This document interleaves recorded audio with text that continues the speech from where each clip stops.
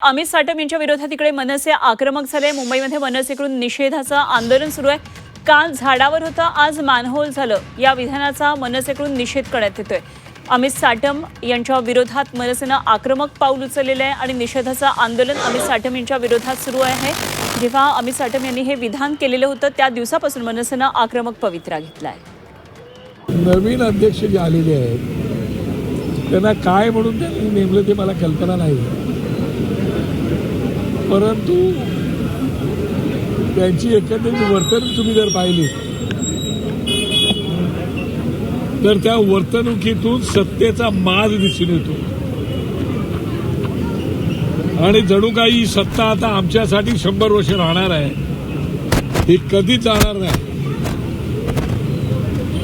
अशा प्रकारचा माज या पूर्वीच्या अध्यक्षांकडून कधी आम्ही पाहिला नाही।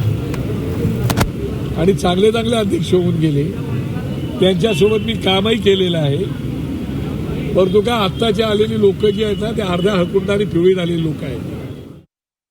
या सर्व कामांमध्ये झोकून काम करण्यास सांगितलेलं होतं, त्यामुळे प्रत्येक वेळी जबाबदारी आपण प्रशासनावरती ढकलतायत असं देखील आरोप विरोधक करतात। हे प्रशासनावरती जबाबदारी म्हणजे प्रशासनाची जबाबदारी आहे।